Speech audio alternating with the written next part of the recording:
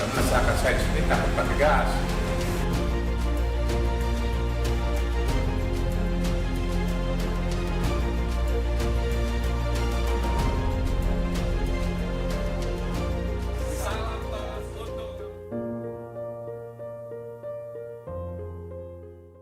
Pendengar dan pemirsa RRI.net, Kabupaten Ende, Nusa Tenggara Timur menjadi kabupaten pertama di Indonesia yang melaksanakan program teknologi olah sampah di sumbernya atau dikenal dengan TOS, TOSS secara lengkap.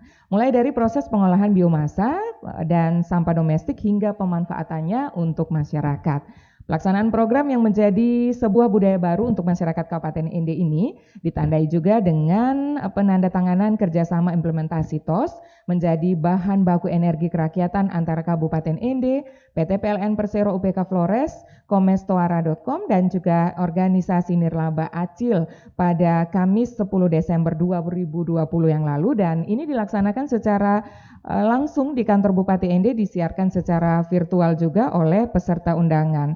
Dan obrolan kali ini pemirsa dan juga pendengar RRI.net, kita akan ngobrol tentang TOS ya, apa saja manfaatnya, bagaimana pengaplikasiannya, serta komitmen pemerintah daerah untuk menjadikan TOS sebagai solusi permasalahan sampah di Kabupaten Ende. Bersama saya sini sudah hadir ada beberapa narasumber, saya sapa satu persatu. Selamat pagi, selamat siang, Assalamualaikum Mbak Bupati Ende, Bapak Jafar Ahmad, apa kabar? Waalaikumsalam warahmatullahi wabarakatuh. Alhamdulillah kabar baik Mbak Desi. Sehat? Alhamdulillah sangat sehat. Kita sudah punya satu terobosan baru yang luar biasa, ini menjadi kabupaten pertama. Kita akan ngobrol lebih banyak nanti di obrolan budaya Pak Bupati ya. Oke. Ya, dan selanjutnya ini yang punya informasi secara lengkap tentang TOS nih. Apa kabar Pak Lambok? Kabar sehat Desi. Iya, puji Ya, Tuhan kabar baik puji ya. Tuhan ya, semoga sehat semua Ya. para pemirsa. Ini adalah Lambok Siregar, manajer PLN UPK Flores, dan ada juga narasumber yang lain bersama dengan saya di sini. Ada Pak Arif. Selamat pagi jelang siang, Pak Arif, apa kabar? Pagi Mbak Desi. Iya, Baik. kabar baik ya. Ya, alhamdulillah baik. Ini dari Komestoara.com. Ya. Dan selanjutnya juga dari Acil, ada Ketua Anak Cinta Lingkungan, ada biasanya kami sapa Abang Jota begitu ya. Kalau sapaan akrabnya tuh Abang Jota, Pak Umar Hamdan, selamat pagi jelang siang. Selamat pagi Mbak Desi. Mudah-mudahan kabar baik ya. Ya, Makin semangat dengan inovasi-inovasi baru ini. Makin semangat. Baik, kita ngobrol secara lengkap ya pendengar dan juga pemirsa RRI.net tentang TOS ini. Anda yang belum tahu secara lengkap apa manfaatnya dan juga nanti kegunaan untuk masyarakat, Pak Lambok boleh dijelaskan dulu untuk pendengar dan pemirsa RRI.net yang sedang menyimak kita saat ini, sebenarnya TOS ini apa gitu? Oh baik, TOS ini sebenarnya sebuah inovasi teknologi ya, sebuah inovasi teknologi yang fokus dalam mengolah sampah organik. Selama ini kita sudah tahu tentang composting dan lain-lain, tapi ini sebuah teknologi bagaimana mengolah sampah biomasa organik itu dari tumbuh-tumbuhan, daun-daunan itu menjadi bahan bakar. Ya, ya menggunakan apa teknologinya itu ini memang khas Indonesia karena ini bagian dari budaya kita melalui proses fermentasi. Yang kalau dulu penciptanya itu Pak Sony, karena dia orang Bandung, dia menyebutkan peyemisasi. Tapi ternyata di Ende ini kita juga punya teknologi ini, yaitu kita sebut namanya rubu. Jadi ini memang teknologi ini adalah bagian sudah menjadi bagian dari budaya kita selama ini, tapi kemudian kita rumuskan kembali menjadi sebuah teknologi yang lebih modern. Kita sebutkan TOS. Jadi begitu. TOS itu kurang lebih seperti itu. Nah, skema dari program TOS ini seperti apa Pak Lambok? Jadi skema program TOS ini kalau secara teknologinya bahwa ternyata sampah yang ada di masyarakat kita itu sebagian besar itu didominasi oleh sampah organik ya. Itu hampir 70%. Ini Indonesia atau khusus Kabupaten Ende Pak Lambok? Semua rata, hampir di seluruh Indonesia itu sampahnya itu didominasi oleh sampah organik yang biasanya selalu kita antarkan ke TPA. Tapi kita ternyata lupa, dan semua kajian ilmiah sudah menunjukkan bahwa pembusukan sampah organik di TPA itu menghasilkan gas metan. Ini termasuk salah satu gas rumah kaca yang 4 kali lebih berbahaya daripada CO2. Jadi TOS ini kita sebutkan tempat olah sampah pada sumbernya. Jadi sampah itu sudah kita olah ketika dia dihasilkan. Jadi tidak sampai ke TPA. Di lokasi-lokasi di desa, di tempat di kecamatan itu sudah kita olah dengan menggunakan biomisasi tadi, difermentasi itu untuk biodrying. Jadi biodrying itu sampah-sampah itu kita luruhkan tanpa melalui proses pembusukan sehingga tidak mengeluarkan gas metan. Setelah dia di biodrying itu bisa diolah kembali kemudian dipelet menjadi bahan bakar. Bahan bakarnya untuk apa? Ada kita di program PLN itu namanya co-firing, menggantikan batu bara untuk bahan bakar PLTU. Tapi ternyata juga bisa langsung digunakan untuk masyarakat, yaitu untuk mengkonversi kompor minyak tanah. Jadi memang TOS ini multidimensi, Mbak Desi. Dia memberikan solusi untuk masalah energi, memberikan solusi untuk masalah sampah, memberikan solusi untuk masalah lingkungan, dan menggerakkan sirkuler ekonomi masyarakat. Jadi awalnya memang PLN ini melirik TOS ini sebagai salah satu bahan alternatif untuk sumber listrik begitu ya? Benar, karena TOS ini sejalan dengan Rencana Umum Energi Nasional. Kita sudah tahu ya bahwa pemerintah sudah menetapkan pada tahun 2025 Indonesia akan mencapai 23% bauran energi nasional. Itu goalnya sudah ditetapkan. Yang menjadi kebingungan adalah strateginya kan, bagaimana mencapai itu. Nah, salah satunya kemudian PLN merumuskan pada tahun 2020 melalui Peraturan Direksi Nomor 001 tahun 2020 tentang co-firing. Jadi di mana PLN berambisi untuk mengurangi pemakaian batu bara di seluruh PLTU-PLTU-nya. Dan itu kemudian diperkuat kembali dalam transformasi PLN yang ditetapkan pada tahun 2020 juga, di mana ada 4 pilar dari transformasi PLN sampai tahun 2024 nanti, yaitu Green, Lean, Inovatif, dan Customer Focus. Green itu adalah salah satunya. PLN berambisi untuk memperbanyak pembangkit listrik yang menggunakan energi baru terbarukan. Salah satunya adalah biomass dari hasil TOS ini. Iya, jadi ini kemudian yang menjadi awal mula pengembangan TOS di Kabupaten ND. Pak Lombok, nanti kita ngobrol lagi, saya mau ke Pak Arief dulu ya. Pak Arief, bicara soal implementasi TOS ini Kabupaten ND, tadi di awal sempat saya bilang kabupaten pertama begitu ya. Lalu implementasi TOS ND ini memang betul yang pertama Pak Arief dilakukan di sini begitu? Ya, kalau secara komprehensif ya, dari pembuatan pengolahan dan pengelolaan sampah sampai menjadi energi dan pemanfaatannya, ya saya bisa katakan ini yang pertama di Indonesia. Tapi inisiasi di kabupaten-kabupaten lain di pernah kabupaten dibuat? hanya sebatas pengolahan sampahnya aja, gitu. Jadi sama, dan kita melakukan ini sebagai bahan penelitian ya, terutama material-material sampah. Dan tadi apa yang dikatakan oleh Pak Lambok itu betul, bahwa sampah di Indonesia sebagian besar itu adalah sampah organik, dan salah satu di dalamnya itu ada biomasa. Nah, itu yang selama ini menjadi kontradiksi, karena banyak sekali orang yang mengatakan bahwa sampah plastik itu bermasalah, dan mereka lupa bahwa sampah organik dan sampah biomass ini sebenarnya kalau ditaruh di landfill gitu aja, ya tentunya akan lebih banyak membahayakan bumi gitu ya. Data-data dari padahal itu sebenarnya bisa diolah ya, dan juga bisa kita manfaatkan. Itu sudah dirancang oleh Tuhan juga lah. Ya, jadi ini sudah berapa lama di ND pengolahan ini?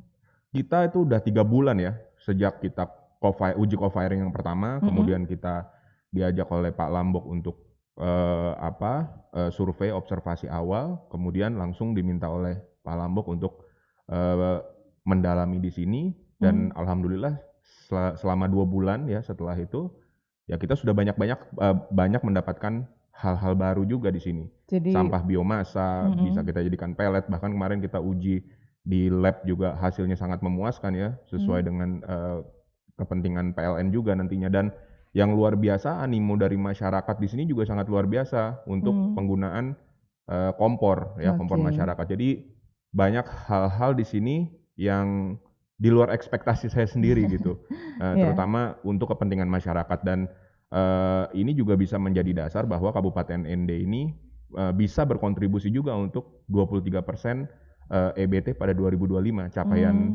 target EBT 2025, karena tidak semuanya EBT itu harus melalui teknologi EBT itu sendiri, tapi dengan kita bisa mensubstitusi minyak tanah, mensubstitusi kayu bakar dan penggunaan untuk masyarakat, apalagi gas ya, ya tentu itu bisa berkontribusi juga untuk pemerintah ya dalam capaian target tersebut, dan tentunya manfaatnya untuk masyarakat. Iya, dan satu lagi ya mungkin ini bisa menjadi pembelajaran juga kabupaten yang bisa dituju untuk bisa mempelajari tentang bagaimana kita bisa mereduksi greenhouse gases. Per hari ini gimana nih perkembangannya Pak Arief? Ya, pendampingan terhadap teman-teman, kemudian juga pengaplikasian program TOS di ND. Ya di sini kita sudah mulai mengimplementasikan, mengajarkan ke SMK ya. Nanti mungkin bisa kita lihat produk dari SMK 2 ND ya.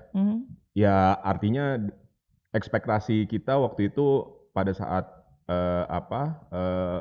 nanti tanggal 9 kita reliability run itu sudah jadi, tapi dalam waktu seminggu ini ternyata adik-adik kita ini luar biasa. Jadi SDM ya, di sini juga luar biasa, dan masyarakat ini banyak hal-hal yang saya pribadi itu belajar dari masyarakat, terutama dari sisi barter ya, gitu. Jadi apalagi menjelang Natal ini udah banyak ini sejak Pak Bupati mengumumkan tentang TOS ya, tentunya masyarakat mulai berbondong-bondong mengumpulkan sampah, nanti dibarter dengan pelet dan segala macam, dan itu sudah mulai dilakukan. Dan pendekatan budaya itu yang menurut saya luar biasa sih, gitu. Dari tentang rubu itu, ternyata filosofinya juga sangat-sangat mendalam. Jadi ya saya pribadi sebagai inisiator ya mengatakan ini yang pertama di ND untuk komplit ya dari hulu ke hilir.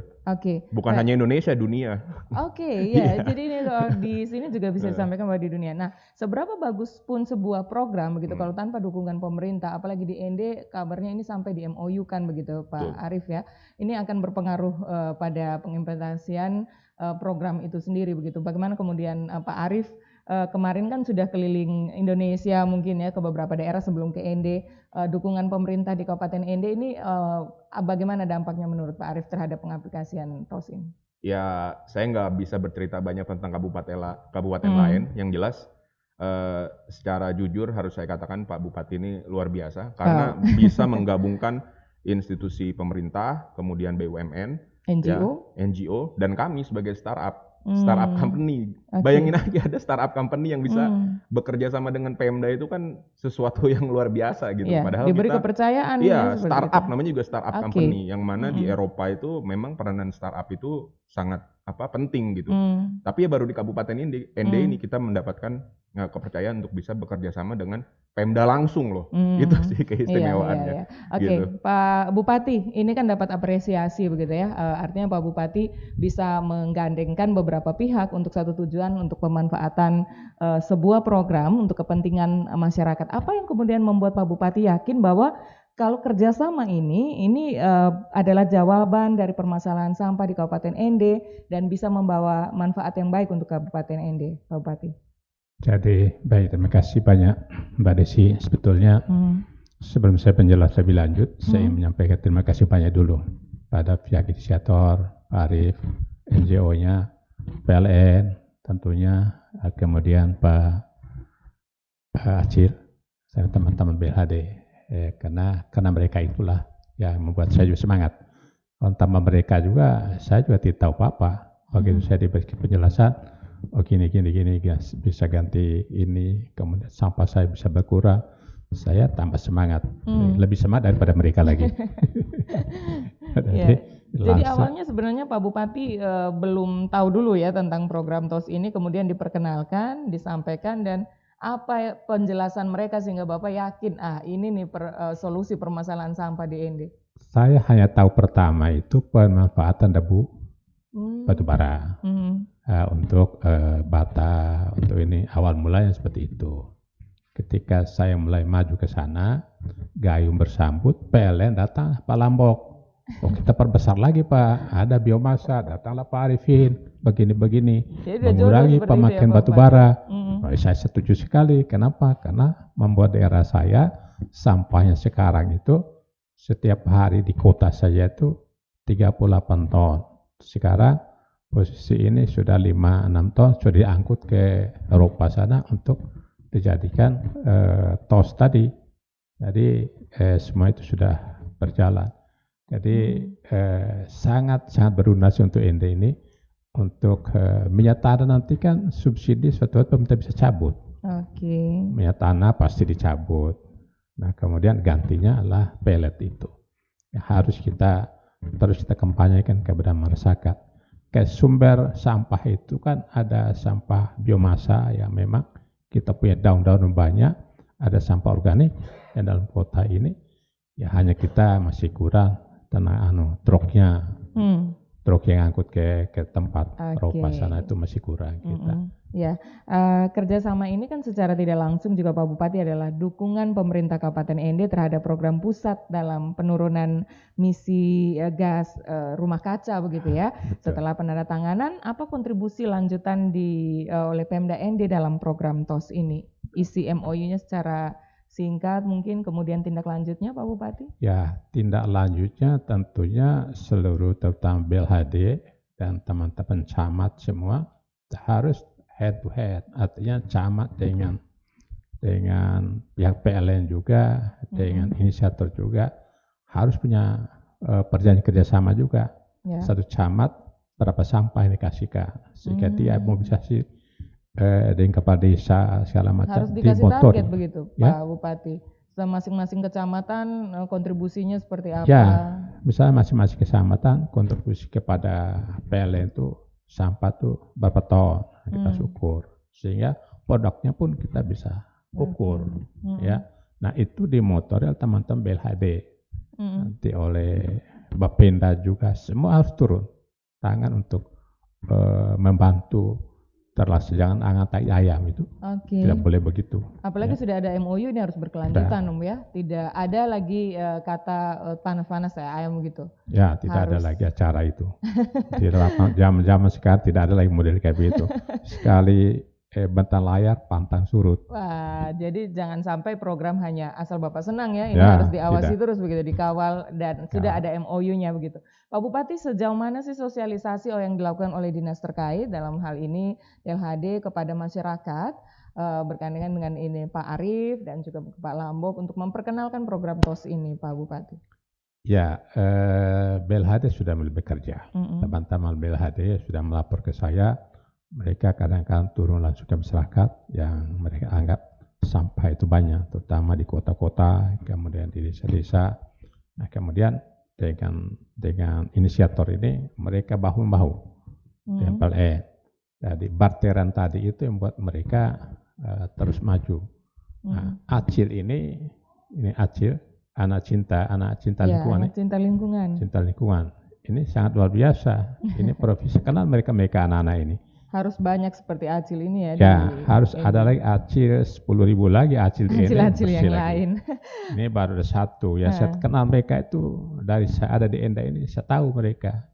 Pengabdian tulus, kerja tidak perlu dipuji, kerja tidak perlu ada duitnya tidak, mereka bekerja saja. Oke, baik. Pak Bupati, kita ke Acil dulu ya, Bang Jota begitu panggilannya. Acil ini kan komunitas di Ende yang sangat konsen begitu dengan pengelolaan sampah, dan dalam proyek TOS ini apa saja kontribusi Acil, kemudian sudah implementasinya sejauh mana untuk memperkenalkan TOS kepada Acil-Acil yang lain begitu Pak Bang Jota? Oke, baik, terima kasih.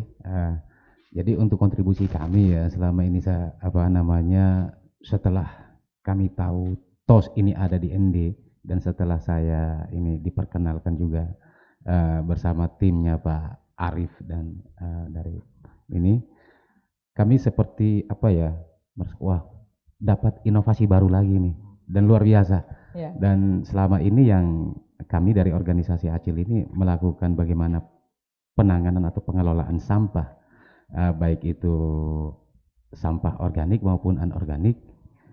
Seperti biomasa itu kami hanya masih sedikit ini ya, tapi dengan setelah adanya TOS ini, waduh, luar Jadi biasa makin juga semangat. ya. Teknik yang bagaimana kita mengelola sampah di sumbernya.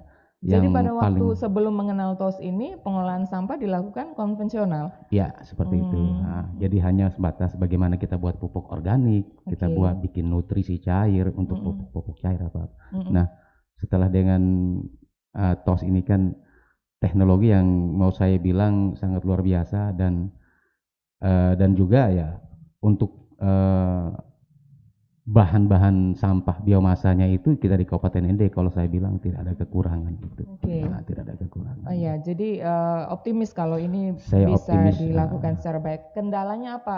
Kalau misalnya sudah optimis, apakah dalam pelaksanaannya lancar-lancar saja begitu, Bang Jota? Dan untuk bagaimana kita melaksanakan ke depannya nanti, teknik yang akan kita buat seperti kami di Acil kan sudah ada bank sampah ini. Nah, sudah ada bank sampah yang selama ini yang setiap para nasabah yang menabung hanya sebatas sampah plastik, sampah anorganik. Nah, di sini kita sudah bisa menerima juga dengan sampah biomasa.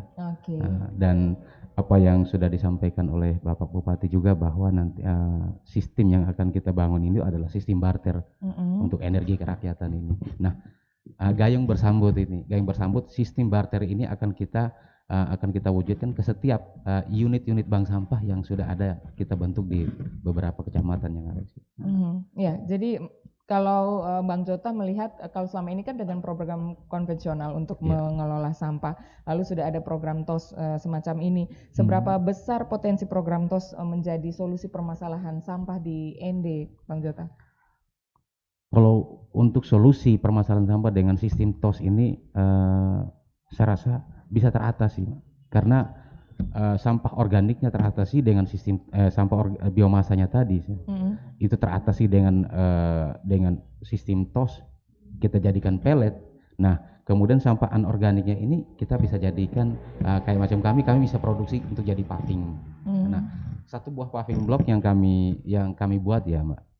Ini satu buah paving block itu dengan diameter tebalnya 5 cm, tebalnya 5 cm, panjangnya 30 cm ya.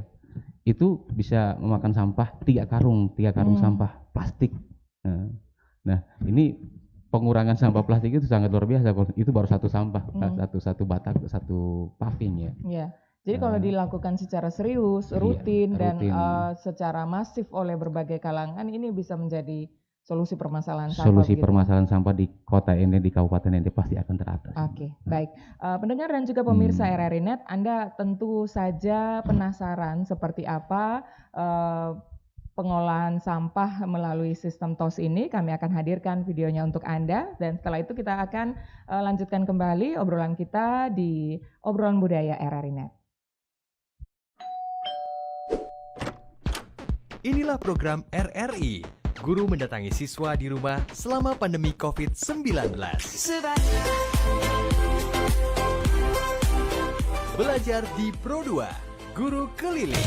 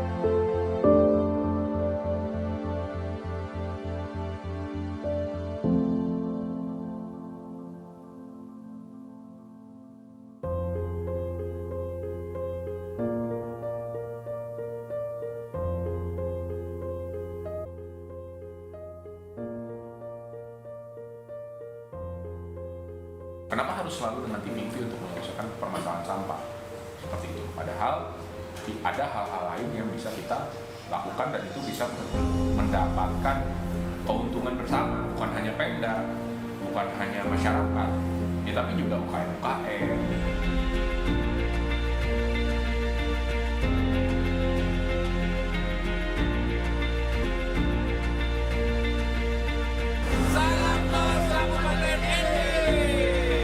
Masyarakat saya sendiri takut bergegas.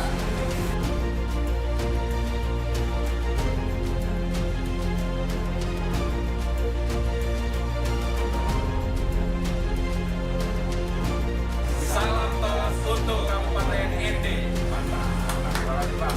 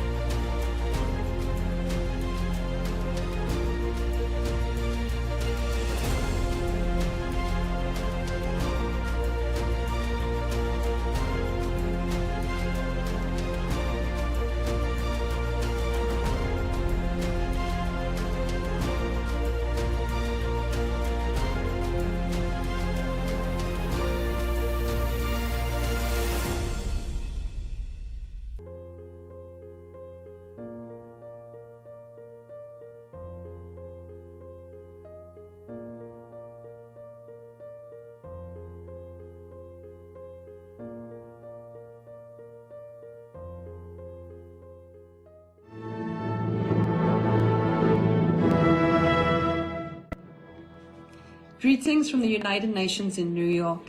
Thank you for this opportunity to speak to RRE's Study at Home program. As we all know, education is the driver of personal development.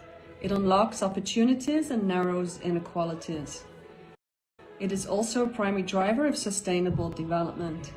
As we also know, the COVID-19 pandemic has led to the largest disruption of education ever.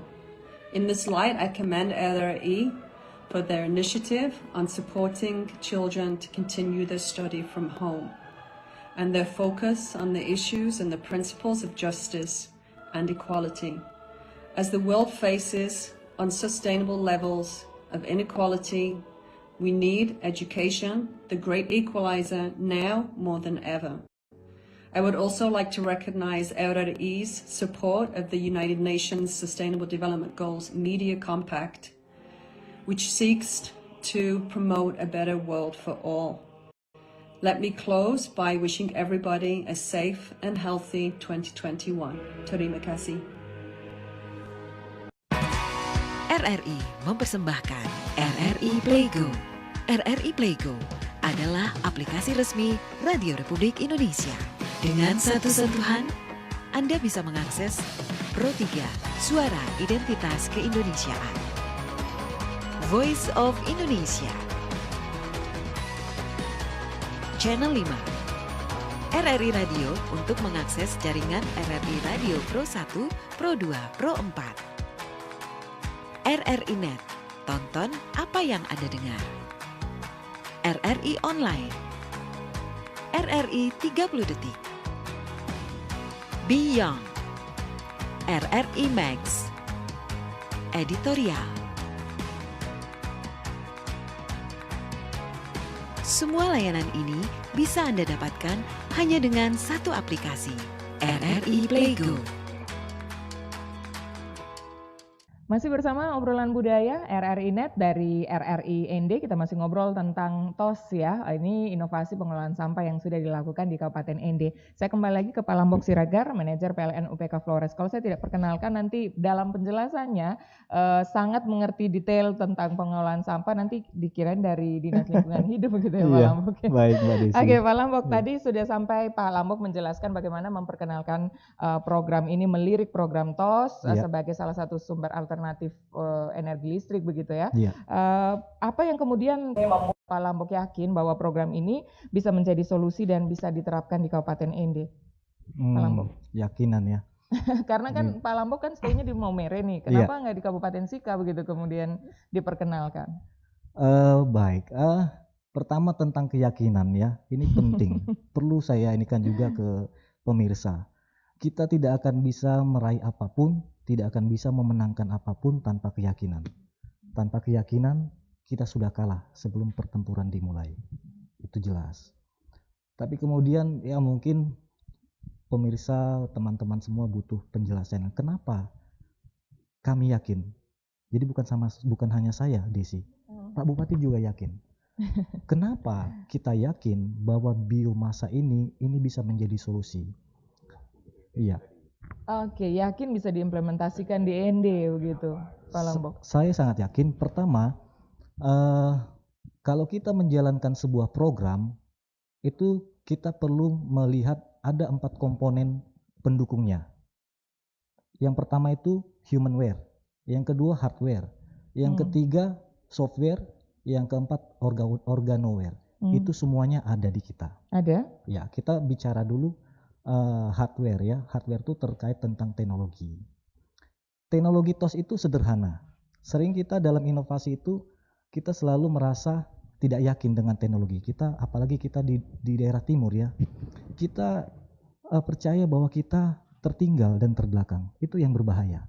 Kita harus yakin. Buktinya apa? Ternyata adik-adik kita di SMK itu dalam hanya waktu 1 minggu sudah bisa mempelajari teknologi kompor.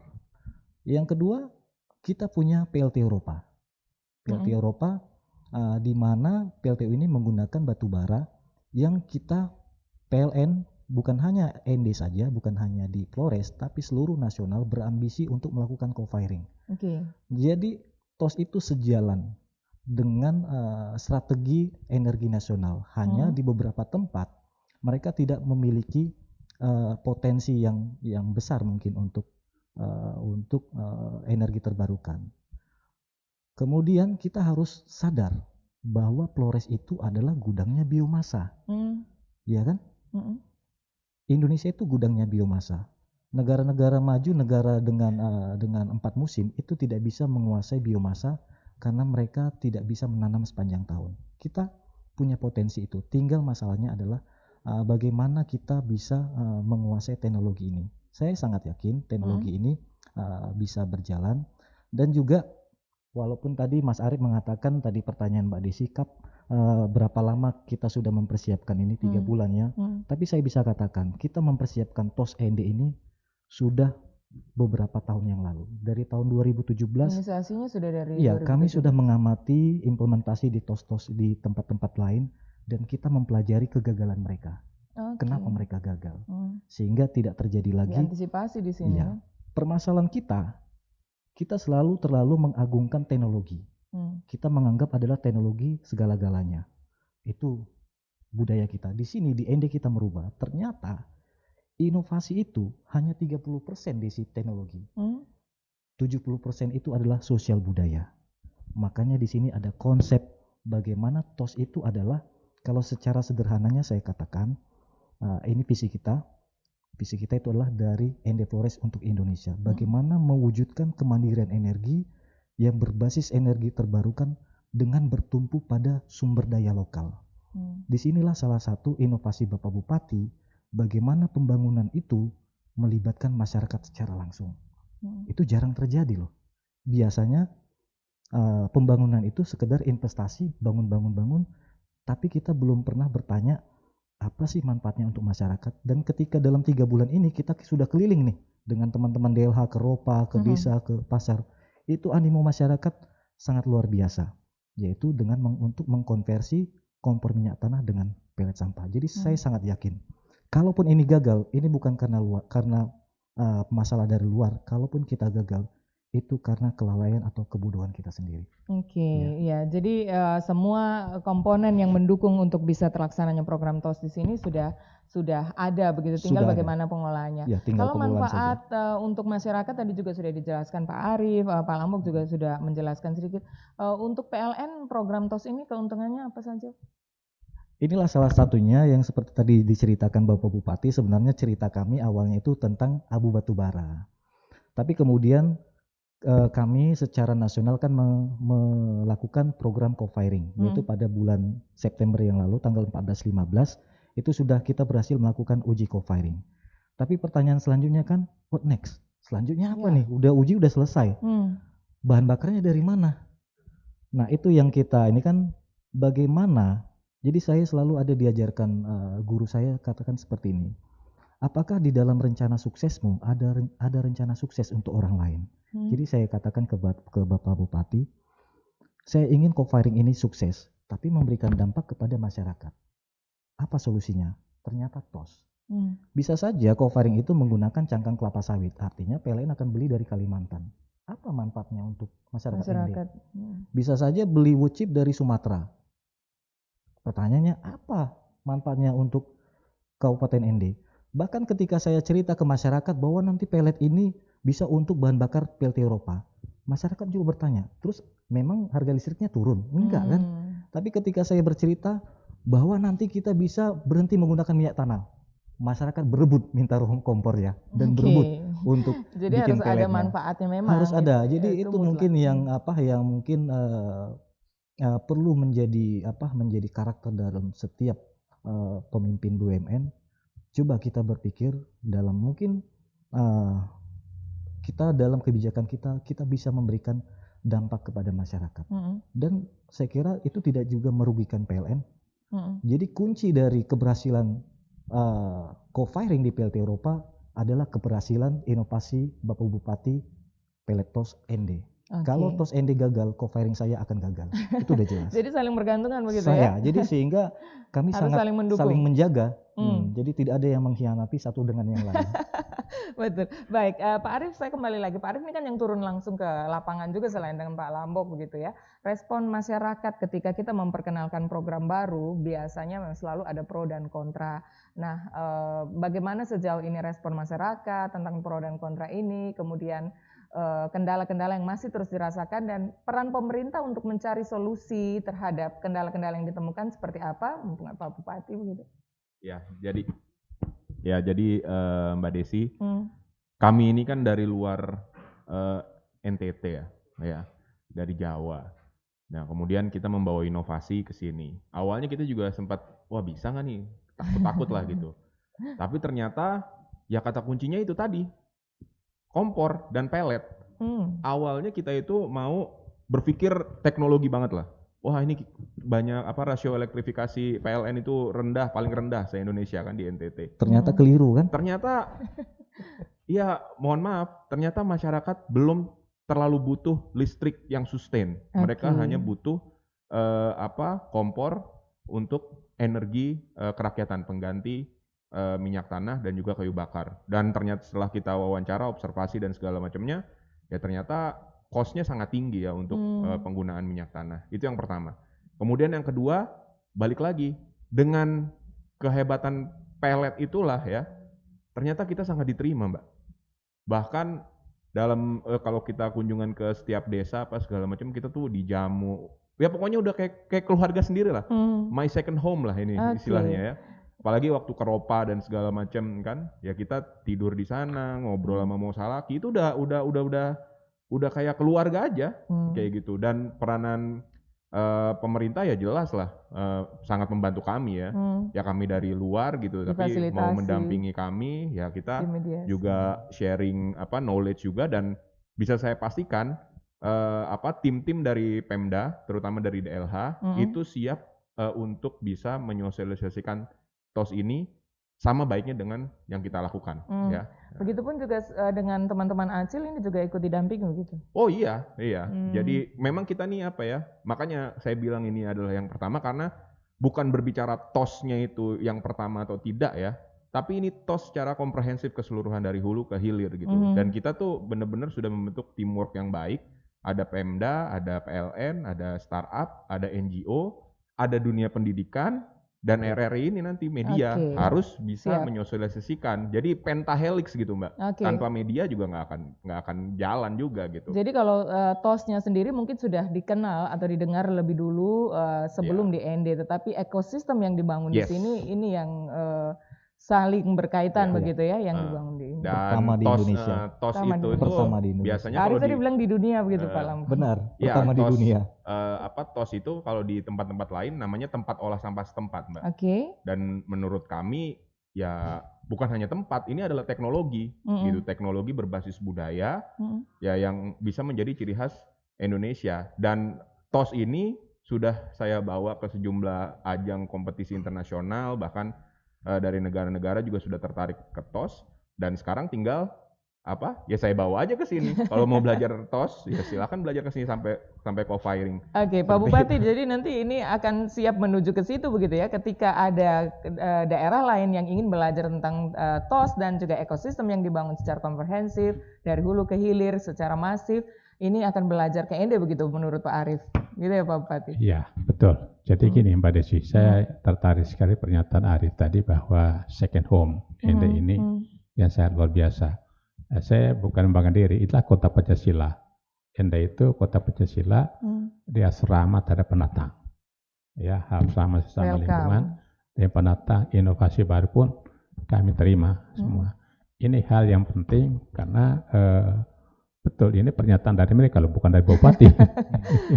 Membuktikan bahwa ND itu betul-betul kota rahimnya Pancasila yang penuh toleransi, yang penuh dengan gotong royong, penuh dengan musyawarah mufakat. Itulah komunikasi sosial. Ini juga kita minta Pak Arief dan teman-teman, Pak Lambuk juga yang dari luar juga ikut mewartakan begitu ya. Ikut betul. memperkenalkan ND dengan keseharian ya di sini. Karena budaya kami begitu. Tadi kan suksesnya ini kan budaya saling menghormati orang lain. Baik. Itu kunci yang disampaikan Bapak Bupati. Di sini perlu saya tekankan juga.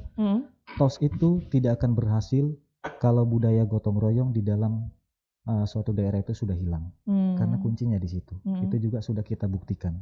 Karena ini adalah teknologi yang didukung oleh pilar gotong royong. Dan ini sebenarnya yang mencerminkan karakter budaya bangsa kita. Coba Desi cari di kamus bahasa Inggris, kamus bahasa Jerman, tidak ada kata gotong royong. Hanya di Indonesia. Hanya di Indonesia. Yang ada itu teamwork. Teamwork itu kerja sama tim. Gotong royong itu lebih dalam dari sekedar teamwork. Oke, baik. Jadi ini semuanya seperti yang saya bilang tadi berjodoh begitu ya. Pak Bupati sedang mencari solusi pengelolaan sampah, kemudian datanglah Pak Arief dan juga Pak Lambok, dan mereka juga bertemu suatu sistem kebudayaan masyarakat yang tadi dinamakan toleransi dan juga welcome terhadap pendatang. Ini kemudian saling mendukung begitu untuk keberhasilan TOS. Bang Jotah, ini kita sudah masuki dialog yang di sesi-sesi yang terakhir. ACIL saat ini programnya setelah didampingi atau mungkin masih akan terus didampingi oleh Pak Arief dan juga Dinas Lingkungan Hidup, kegiatan apa lagi yang akan dilakukan ACIL khususnya untuk TOS ini mensosialisasikannya? Jadi untuk kami di ACIL terus terang dari kami tetap membutuhkan pendampingan baik dari pihak Komswara, baik dari PLN juga dengan pemerintah Kabupaten ND untuk menunjang program kita ini. Dan yang sudah kami jalankan sebelumnya adalah kami setelah mendengar TOS dan juga ikut bergabung dan sudah penandatanganan MOU juga, dan kami sudah mensosialisasikan ke beberapa desa-desa, kemudian di kelurahan juga. Dan tanggapan daripada masyarakat itu tentang TOS dengan sistem barter ini yang luar biasanya. Mereka bermaksud jadi kita untuk menggantikan minyak tanah itu dengan sistem tukar tadi. Jadi kita sudah mewartakan kepada semua kelompok-kelompok baik di unit-unit bank sampah kami, kemudian kelompok-kelompok masyarakat di. Ada kendala tidak Bang Jota dalam proses sosialisasi ini? Dalam hal ini kami tidak menemukan kendala dan masyarakat sangat menerima secara baik. Karena selama ini kan mereka juga ya kesulitan untuk membuang sampahnya itu, membuang sampah biomasanya ini. Mereka kesulitan itu. Jadi di tempat-tempat yang di depan jalan yang sudah mereka setelah sampah dari rumah tangga ditaruh di jalan untuk dijemput sama petugas dari dinas. Nah, sampah-sampah biomasanya ini, daun-daunan itu yang mereka kesulitan. Mereka hanya jadi numpuk aja, jadi menimbulkan masalah baru. Jadi karena belum ada belum ada TPA atau apa yang sebelumnya sehingga ada kendala seperti itu? Sebenarnya bukan masalahnya TPA ya. Kalau kita lihat TPA kita sekarang yang ada di kelurahan Tanjung itu dengan sistem 3 bulan sekali, dengan sistem kita gusur itu kan. Nah, yang seperti yang kita lihat tadi bahwa 70%-nya itu adalah sampah yang terbuang di sana itu kebanyakan sampah biomasa. Nah, ini yang menjadi kendala. Berarti pola hidup atau budaya masyarakat belum terlalu sadar. Belum terlalu ini. Makanya kita terus terus mensosialisasikan bagaimana budaya pilah sampah dari rumah tangga itu yang wajib. Harus menjadi budaya baru begitu harus ya. Menjadi budaya baru. Oke, diperkuat dengan MOU tadi. MOU itu menyentuh sampai ke situ Pak Bupati, sampai dengan aturan bagaimana kemudian masyarakat secara perorangan bisa mengendalikan sampahnya itu dari rumah begitu. Ya, ini kan baru MOU, nanti kita turunkan dengan perjanjian kerjasama. Tadi saya bilang tadi mungkin sampai ke camat, sampai ke desa dalam hal pengumpulan sampahnya.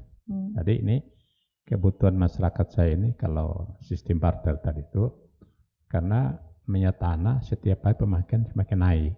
Nah, dan mahal. Nah, jadi mahal minyak tanah itu sekarang. Dan teman-teman di desa pun sudah condong tidak pakai kayu lagi.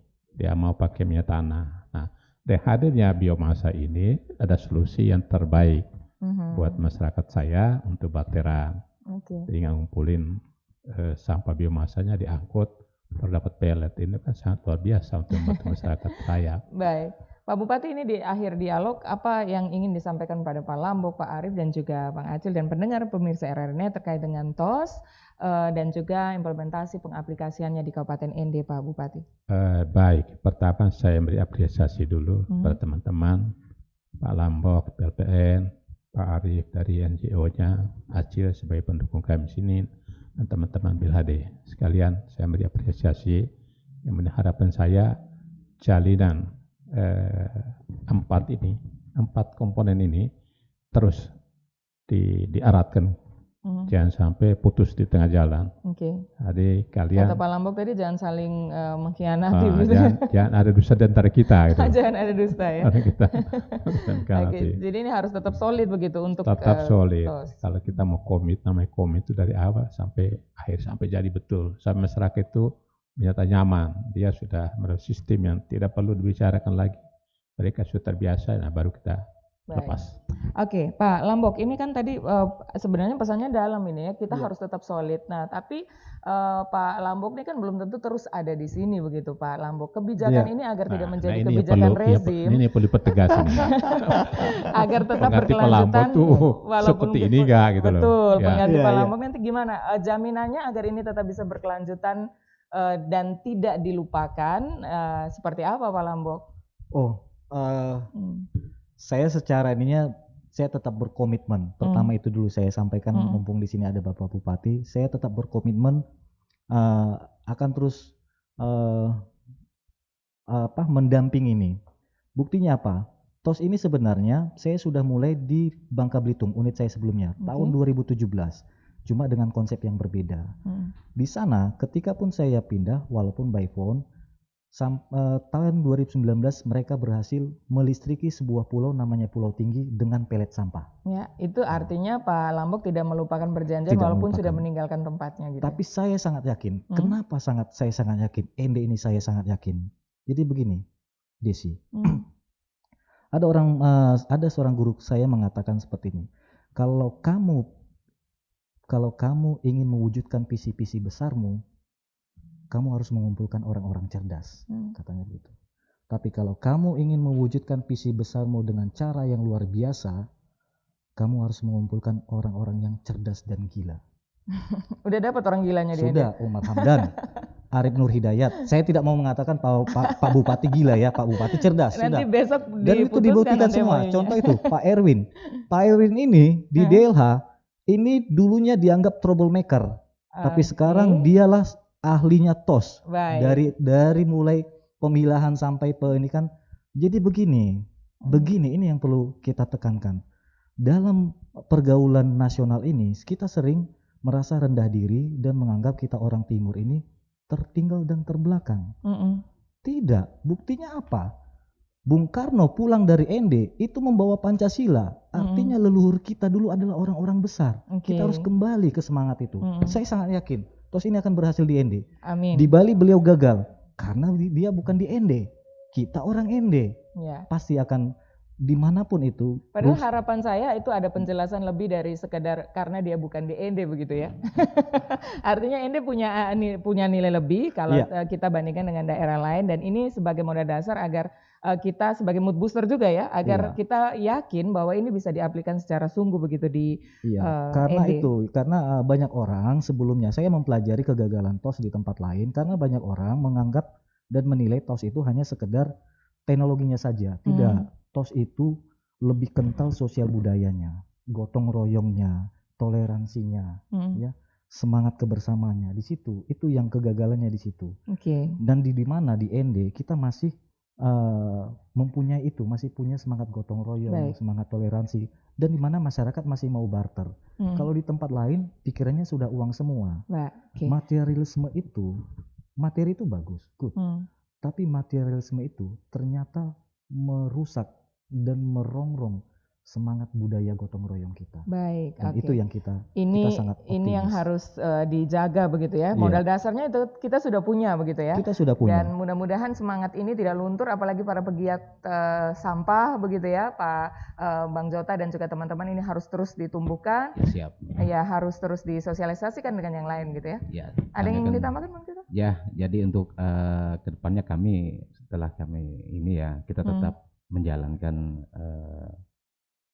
sosialisasi ke setiap lini yang ada di kota ND ini, kemudian di setiap desa, dan tadi saya sudah sampaikan bahwa di setiap unit-unit bank sampah yang kita sudah bentuk kita akan perkuat lagi dengan sistem barter ini. Jadi bisa saja nasabahnya nanti membawa sampah anorganik, kita kasihkan aja pelet. Itu salah satu inovasinya. Ada inovasi lain begitu yang bisa menggugah masyarakat untuk ikut bersemangat dengan ini? Inovasi lainnya adalah begini ya, di setiap bank sampah itu kan lebih nominal yang mereka datang membawa sampah kan sampah yang sudah ada uangnya, seperti plastik botol, plastik kertas apa gitu kan. Nah, kalau sampah biomasa ini kan suatu hal yang baru ini, yang belum pernah mereka datang menabung gitu. Di sini setelah kita sosialisasikan bahwa dengan mereka membawa sampah biomasa ini mereka barter, mereka tukar, kemudian kita berikan pelet itu bisa saja. Dan juga mungkin bisa juga mereka membawa sampah anorganiknya juga dan kita tukarkan dengan pelet. Baik, itu inovasi-inovasi yang baik. Pak Arif, kalau di daerah lain gimana Pak? Inovasi apa yang bisa kita tiru di ND? Sebenarnya daerah lain itu TOS ini konsepnya itu adalah penelitian dulu, Mbak. Jadi secara penelitian ini cukup banyak berkontribusi terhadap database kami ya. Memang pada saat implementasinya banyak hal-hal yang di luar rencana, dan memang pemerintah daerah itu adalah salah satu pihak yang sangat penting dalam kesuksesan TOS. Nah, makanya di sini semua pihak itu ada. Nah, dan balik lagi saya katakan bahwa di TOS ND inilah yang benar-benar komprehensif dari hulu ke hilir. Nah, apa yang bisa kita pelajari dari TOS-TOS sebelumnya? Pertama itu adalah kita belajar tentang material sampah. Kita mendapatkan mendapatkan data yang sangat objektif, ya, dan bisa banyak mematahkan anggapan-anggapan banyak pihak bahwa masalah sampah yang selama ini didengungkan tentang sampah plastik itu sebenarnya bisa disolusikan kalau di sini oleh ACIL. Tapi masih banyak orang yang tidak memikirkan bahwa sampah biomass itu adalah sampah yang berbahaya. Itu tuh yang sebenarnya itu yang harus lebih disosialisasikan, itu bisa mencegah masyarakat untuk memproduksi sampah itu. Iya, bayangin aja ya, ini data ya, data dari dunia nih, banyak di Google. Pada saat kita menaruh sampah biomasa di rumah atau di TPA atau TPST, ya, itu menghasilkan gas metan. Gas metan itu 23 kali lebih berbahaya dari CO2. Nah, bayangin aja kalau itu menumpuk di TPA, landfill, pertama kebakaran. Ya, itu udah terjadi di mana-mana, di TPA manapun. Yang kedua adalah penguapan gas metan. Ya, memang banyak yang dimanfaatkan untuk listrik, cuman kan tidak stabil dan investasinya sangat mahal. Nah, yang ketiga, sekarang dunia ini sudah berharap banyak juga dengan Indonesia bahwa bagaimana kita bisa mereduce greenhouse gases. Nah, caranya gimana? Ya caranya dengan gotong royong. Ngapain kita menyolusikan yang centralized, ya, yang besar-besar, padahal masyarakat ini bisa bantu gotong royong untuk bisa mereduksi gas CO2 dari lingkungannya sendiri, dari sumbernya. Itu kalau misalnya dijadikan suatu penelitian yang komprehensif, mungkin nanti PLN bisa membantu ya. Itu akan jadi banyak sekali jurnal dan kita bisa diakui, Mbak. Gitu, bahwa kita punya strategi penurunan gas rumah kaca. Bukan hanya itu, energi kerakyatan dan juga listrik kerakyatan, 23% EBT itu juga program internasional dari Paris Agreement. Ya, itu pun bisa kita lakukan dari skala masyarakat. Nah, itu juga bisa akan menjadi informasi bagi dunia dan dunia akan belajar ke sini. Saya yakin itu. Itu salah satu mimpi kami dengan Bapak Bupati. Suatu saat ND akan menjadi destinasi wisata edukasi. Amin. Siap Pak Bupati ya? Siap. Kalau Bang Acil asal pengganti Pak Lambo nanti seperti Pak Lambo lagi. Ya, ini harus ada jaminan sebenarnya Pak Lambo ya, tidak hanya sekedar tadi cerita, mungkin institusinya secara serius mungkin bisa mempersiapkan itu begitu ya. Saya kira itu harus lobby politik Pak Bupati. Jadi perannya kembali ke Pak Bupati nanti ya. Kalau misalnya Bang Jota dengan Acilnya siap begitu ya? Kami selalu siap. Baik. Dalam arti bagaimana kita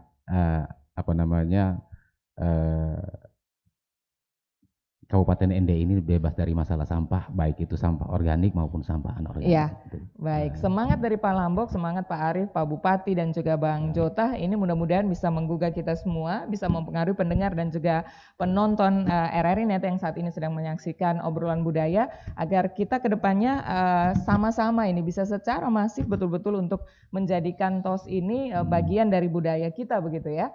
Karena kalau berbicara soal kebiasaan dan budaya ini yang paling ampuh begitu tadi menurut Pak Lampuk dan teman-teman untuk bisa merubah sesuatu begitu ya, dijadikan budaya yang baru. Terima kasih sudah bersama kami dalam obrolan budaya. Pak Arief, terima kasih ya. Sukses terus, tetap semangat. Siap. Ya, pokoknya salam TOS, Mbak. Kalau dulu Bung Karno 5 itu Pancasila melahirkan ini, sekarang dari TOS ya. ND untuk Indonesia, ya ini 5 juga. Iya, gitu. tapi bukan untuk menggantikan dong ya, untuk mendampingi begitu. Untuk mendampingi, ya, bukan menggantikan. Oke, Pak Arief, mudah-mudahan kecintanya dengan ND tidak membuat lupa pulang begitu ya Pak Arief ya.